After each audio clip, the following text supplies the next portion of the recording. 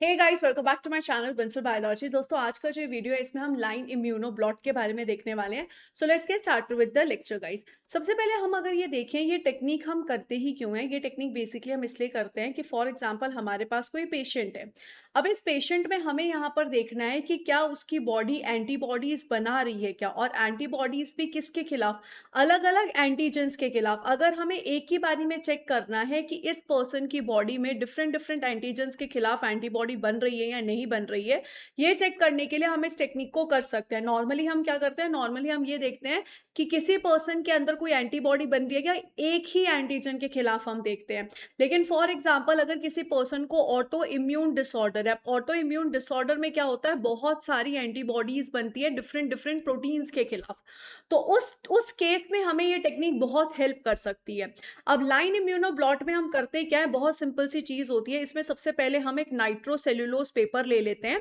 ये जो nitrocellulose paper है, इसके ऊपर हम स्पेसिफिक एंटीजेंस को फिक्स करवा देते हैं लाइन के फॉर्म में, इसलिए इसको लाइन इम्यूनोब्लॉट कहते हैं। तो फॉर एग्जाम्पल यहाँ पर सबसे पहले मैंने एंटीजन 1 कल लगा दी, फिर मैंने यहाँ पर एंटीजन 2 लगा दी, फिर मैंने इस तरीके से एंटीजन 3 लगवा दी, फिर मैंने यहाँ पर एंटीजन 4 लगा दी। तो डिफरेंट डिफरेंट एंटीजन मैंने यहाँ पे लगा दी है।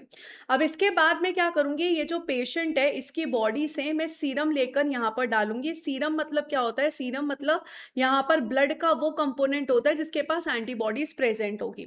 इससे पहले मैं यहाँ पर एक और चीज कर सकती हूँ। इससे पहले मैं यहाँ पर इस नाइट्रोसेल्यूलोज पेपर पे ब्लॉकिंग एजेंट को ऐड कर सकती हूँ।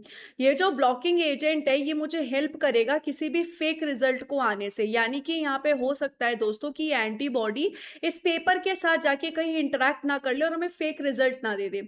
इसलिए हम यहाँ पर क्या करते हैं, इसलिए हम यहाँ पर ब्लॉकिंग एजेंट ऐड कर देते हैं। तो ये यहाँ पर ब्लॉक कर देंगे बाकी सभी साइट्स को, और एंटीबॉडी कहीं और जाके बाइंड नहीं कर सकती। ब्लॉकिंग एजेंट के लिए हम नॉर्मली बीएस से ले सकते हैं, that is bovine serum albumin को यूज कर सकते हैं। अब हमने यहाँ पर सीरम डाल दी थी। अब ये जो सीरम है, फॉर एग्जांपल इसमें एंटीजन 1 और एंटीजन 3 के खिलाफ एंटीबॉडीज प्रेजेंट है। तो ये जो एंटीबॉडी है वो यहाँ पर आके बाइंड कर जाएगी। ये जो एंटीबॉडी 1 है वो यहाँ पर आके बाइंड कर गई, और जो एंटीबॉडी 3 है वो यहाँ पर इसके आगे आके बाइंड कर चुकी है। इस तरीके से यहाँ पर इनकी बाइंडिंग हो गई है। अब इसके बाद हम यहाँ पर क्या करेंगे, सेकेंड स्टेप में हम वॉशिंग करा लेंगे, ताकि जो भी एक्स्ट्रा एंटीबॉडीज यहाँ पर होगी वो सारी रिमूव हो जाए। थर्ड स्टेप में हम क्या करेंगे, थर्ड स्टेप में हम सेकेंडरी एंटीबॉडीज को यूज करेंगे जो कि स्पेसिफिक एंटीबॉडी के खिलाफ होगी। फॉर एग्जांपल अब यहाँ पर सेकेंडरी एंटीबॉडी आके बाइंड हो जाएगी, और यहाँ पर भी सेकेंडरी एंटीबॉडी आके बाइंड हो जाएगी। और इन सेकेंडरी एंटीबॉडीज पे हम स्पेसिफिकली कोई एंजाइम को भी लगा देते हैं। इस एंजाइम को इसलिए लगाया जाता है क्योंकि जब नेक्स्ट स्टेप में, फोर्थ स्टेप में हम वॉशिंग करने के बाद कोई सबस्ट्रेट ऐड करेंगे, तो ये जो सबस्ट्रेट है इन एंजाइम्स के कांटेक्ट में आके कलर्ड प्रोडक्ट हमें दे सके। अब यहाँ पर जब कलर बनेगा तो कलर स्पेसिफिकली मुझे कहाँ से मिलेगा? सिर्फ और सिर्फ फर्स्ट वाली लाइन से और थर्ड वाली लाइन पे ही मुझे कलर मिलेगा। रीजन बीइंग क्योंकि फर्स्ट और थर्ड लाइन पर ही यहाँ पर एंटीबॉडी आके बाइंड हुई थी। तो इससे ये प्रूफ हो जाएगा कि इस पेशेंट की बॉडी में ये वाले एंटीजन और ये वाले एंटीजन के खिलाफ एंटीबॉडी बन रही है, बाकी एंटीजन्स के खिलाफ एंटीबॉडी नहीं बन रही है। तो ये टेक्निक हमें बेसिकली हेल्प करती है दोस्तों, जब हमें बहुत सारे एंटीजन्स को एक साथ चेक करना होता है।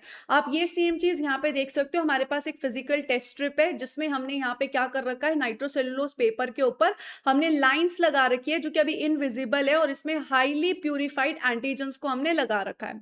इसके बाद हम यहाँ पर क्या करेंगे, ये जो स्पेसिफिक एंटीजन्स है इसके ऊपर मैंने ब्लड का सीरम डाल दिया है और यहाँ पर पूरा पुट कर दिया है।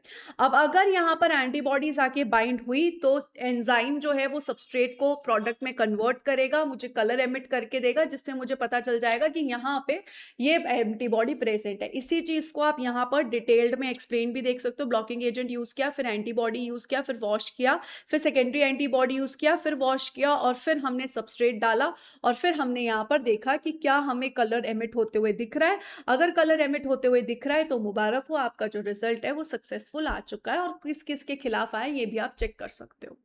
सो this was all about immunoblot technique दोस्तों, लाइन इम्यूनोब्लॉट टेक्निक। अगर आपको इसी तरीके से बंसल बायोलॉजी पे CSI NET, GATE, IIT JAM, CUET या फिर गैटबी किसी भी एग्जाम की तैयारी कर रही हैं दोस्तों, तो आप बंसल बायोलॉजी के साथ जुड़ सकते हो। बंसल बायोलॉजी की एप्लीकेशन को डाउनलोड कर सकते हो। I wish you all the very best guys, take care of yourself, thank you so much, bye bye.